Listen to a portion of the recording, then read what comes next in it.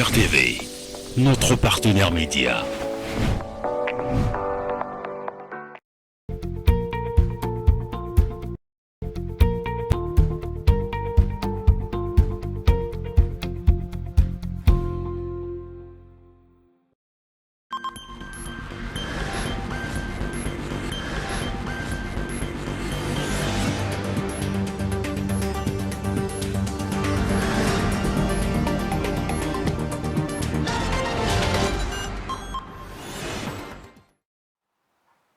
Il est 19h30 à Pointe-Noire, même heure à Dolisie, dans le département du Niari.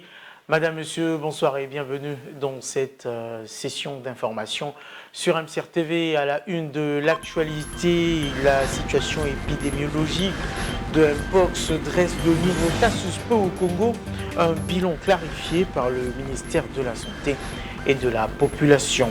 Puis en sport, à l'approche des championnats d'Afrique de karaté junior cadet espoir qui se tiendront dans quelques jours à Tunis, l'incertitude règne sur la participation du Congo.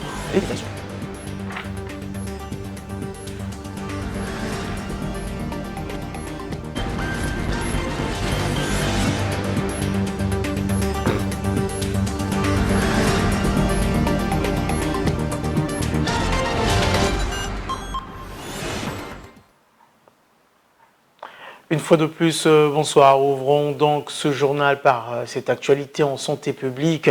158 cas suspects de Mpox sont enregistrés depuis le début de l'année au Congo-Brazzaville, dont 21 cas confirmés et 19 traités et guéris. Voilà la situation dressée par le ministère de la Santé, par le biais du ministre Gilbert Mokoki, en marge des travaux de l'Organisation mondiale de la santé Afrique. Un commentaire de Guy-Serge de Moinza.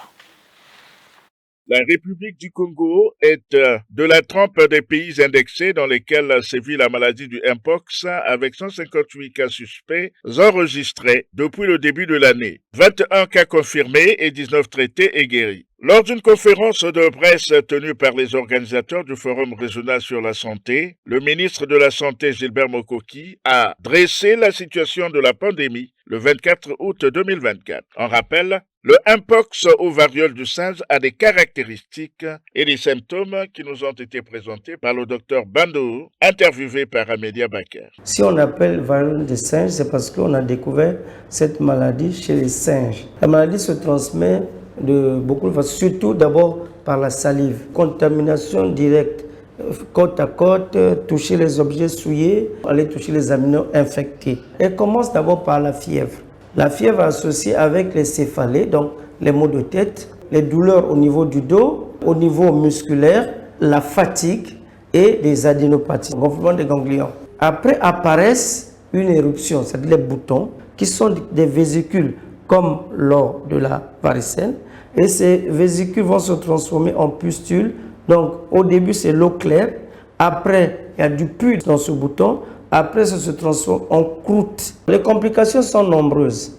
D'abord les complications au niveau des lésions, parce qu'il y a des boutons qui vont apparaître tout le corps, et les boutons là peuvent se surinfecter. Mais on peut avoir la complication au niveau respiratoire. La personne va se mettre à mal respirer, les complications cardiaques, les complications neurologiques. Et donc la personne peut mal respirer et rentrer dans le coma. Pour votre gouvernement, du 26 au 30 août, se tient à Brazzaville le plus important forum régional sur la santé. Il réunit les ministres africains de la santé et les représentants des gouvernements.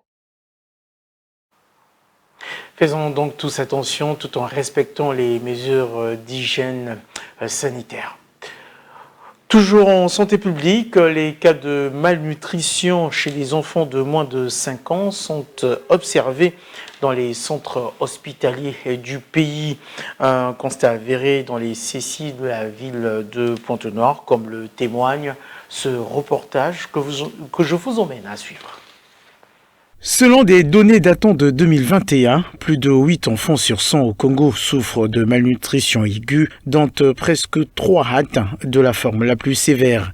Des statistiques proches de la réalité, souligne Olga Manonga, infirmière au centre de santé intégré de Mawata. On reçoit les cas de malnutrie Les enfants de 6 à 23 mois, quand on consacre à partir de 6 mois, et l'enfant n'est pas bien suivi, on pèse d'abord le poids de l'enfant pour voir. Quand on détecte que l'enfant est malnutri, on lui met sous traitement. Si la maman ne prend pas soin de l'enfant, ça peut amener l'enfant même à la mort. Une dénutrition constatée qui peut être enrayée par une série de sensibilisations à l'endroit des femmes enceintes et mères de nouveau-nés. Il y a un grand travail pour la sensibilisation. Il y a beaucoup d'enfants qui sont dans la malnutrition.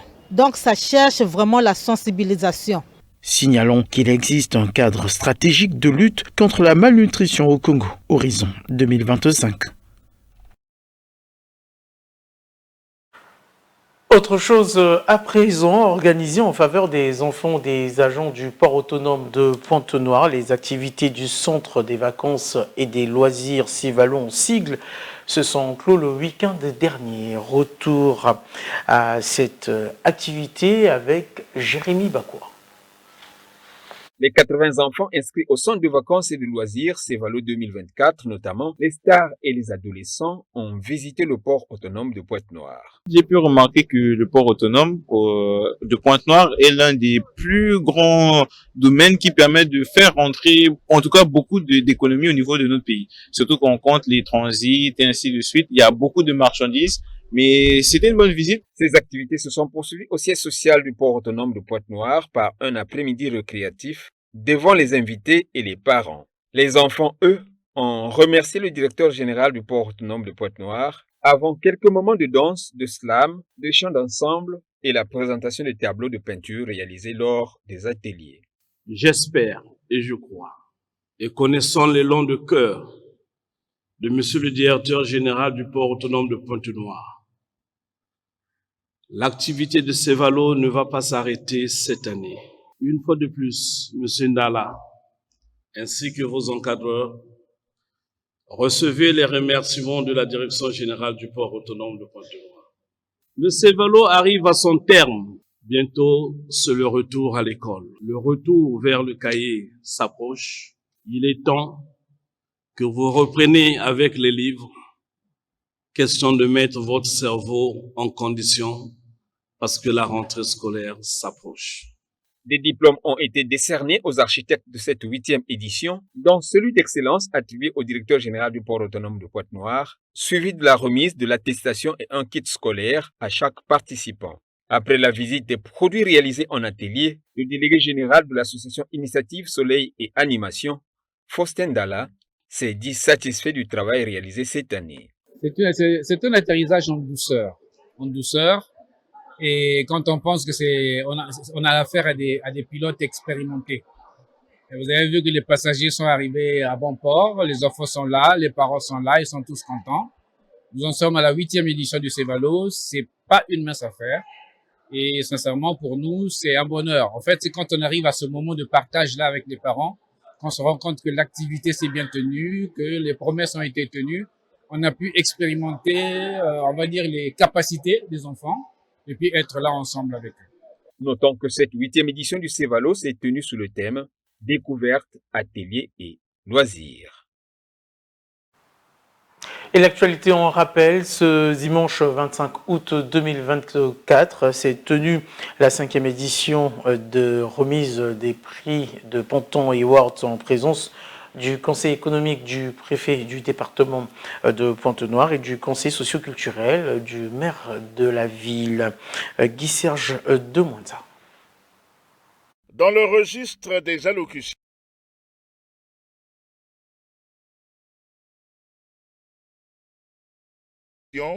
trois ont été prononcés respectivement par Zidlas Bakala, président du comité d'organisation de Ponton Awards, qui a circonscrit l'événement. Ponton Awards 2024. Nous y sommes. C'est une édition forte de sens, une édition très symbolique, à nos yeux, vu le nombre d'années parcourues. Oui, 5 années de challenge, d'accompagnement, 5 ans d'efforts continuels, de passion, de sacrifice et surtout de promotion de l'excellence locale.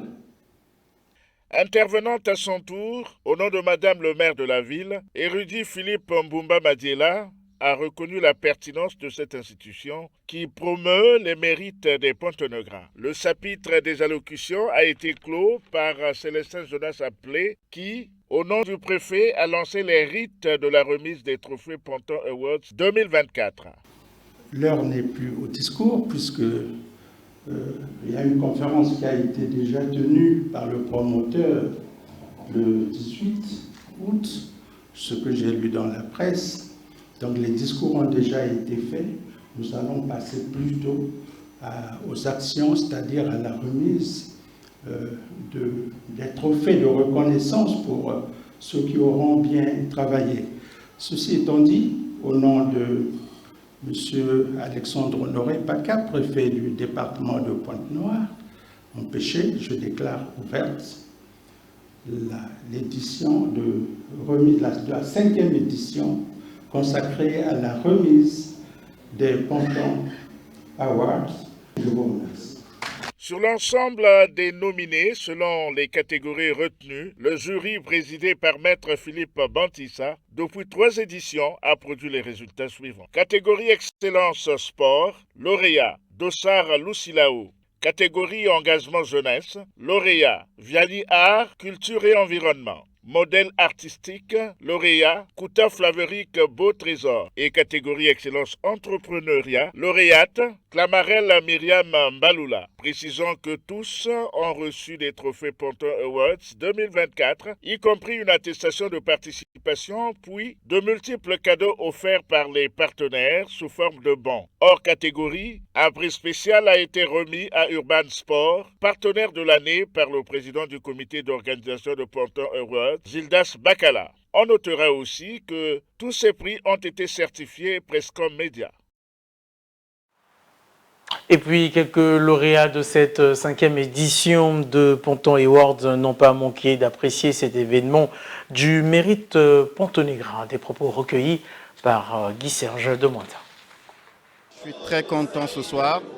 Merci aux organisateurs de m'avoir donné l'opportunité de mettre en lumière tout ce que je fais comme dans mon domaine. Moi, je suis dans le domaine du sport. Nous avons mis en place une organisation avec l'ensemble des athlètes pour promouvoir une discipline dénommée le kickboxing. Et chaque année, nous organisons des éditions, différentes éditions pour des compétitions où bon nombre des athlètes au niveau du Congo, pas seulement ceux de Pointe-Noire, d'autres quittent Brazzaville et au Congo. Parfois, on arrive même à se déplacer, aller hors du pays pour affronter les autres. Alors ça reste un grand honneur pour nous parce que nous recevons ce prix à l'occasion de nos 10 ans d'existence. Comme par hasard, à notre 10e année, nous recevons ce prix. Donc c'est un grand honneur de voir qu'aujourd'hui, nos actions d'hier sont récompensées. Avec beaucoup de joie parce que effectivement être reconnu modèle artistique de Pointe-Noire, c'est une grosse joie. C'est vraiment une grosse joie, on l'a attendu avec beaucoup d'attente, beaucoup d'impatience surtout, mais je suis très content, vraiment très content de le recevoir. Autre chose dans ce journal, le 14 août dernier, le président de la République, dans son message à la nation, a appelé le peuple congolais à la méditation pour davantage de prise de conscience et plus de responsabilité. Moïtive Chivungo fait l'analyse de cet appel dans cet éditorial de la rédaction que je vous propose de suivre. En invitant la nation entière à la méditation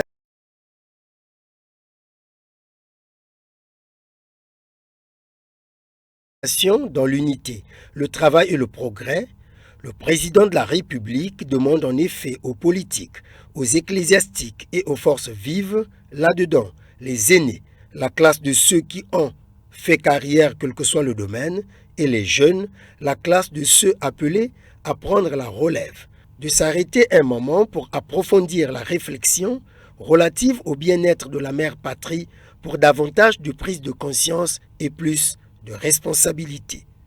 Oui, l'invite à la méditation, Voilà qui est essentiel dans ce message de Denis Sassou Nguesso à la nation le 14 août 2024. Au lieu de s'attarder sur ce qui n'édifie pas, la méditation, cette attitude et habitude providentielle, fait ici l'objet d'une orientation présidentielle essentielle, empreinte de maturité et d'éveil.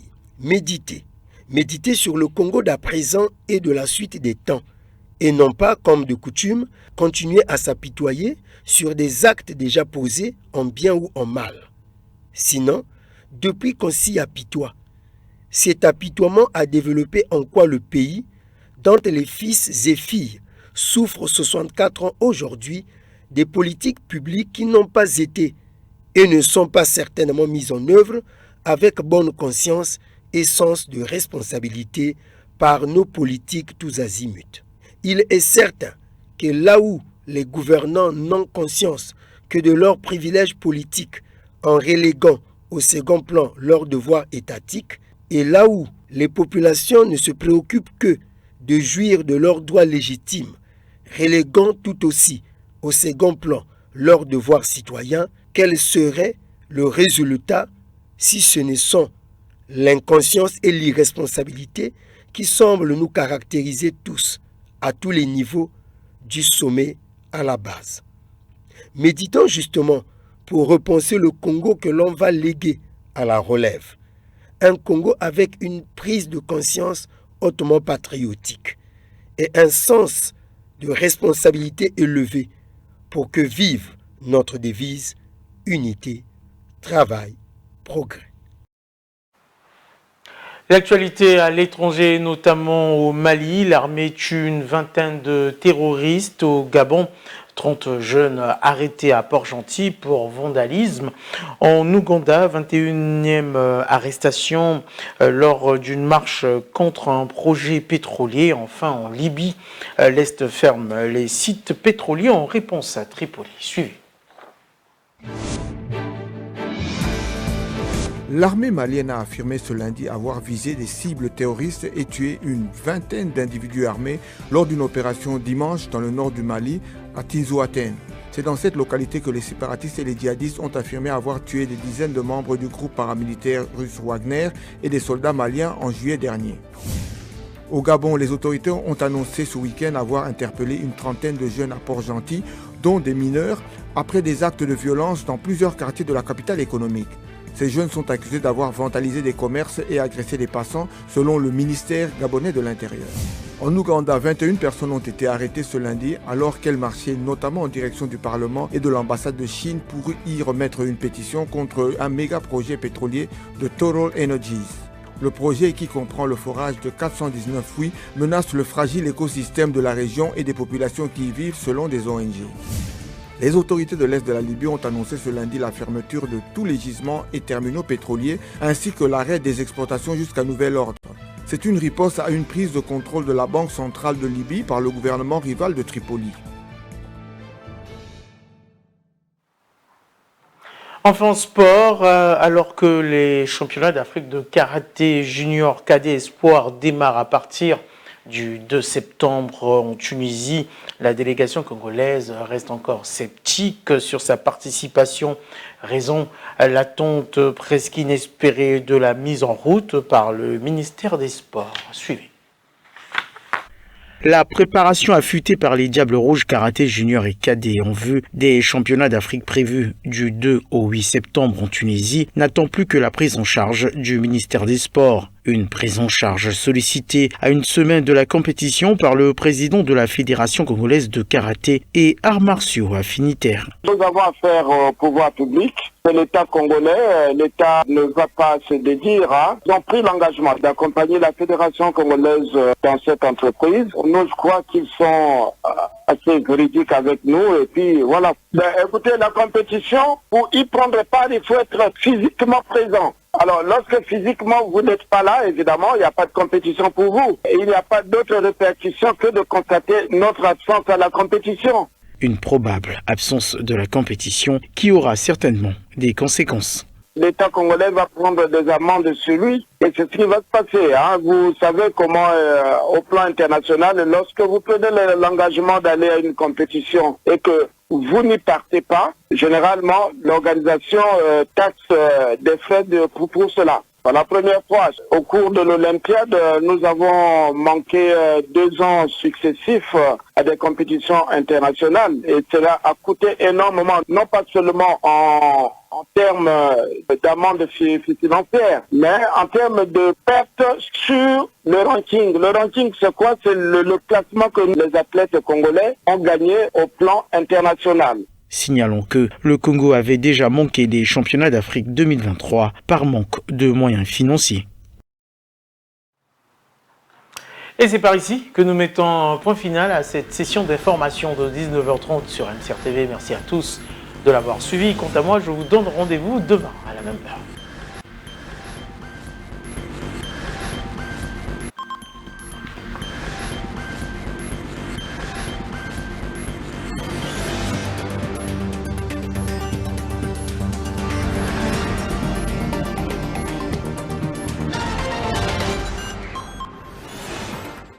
MCR TV, notre partenaire média.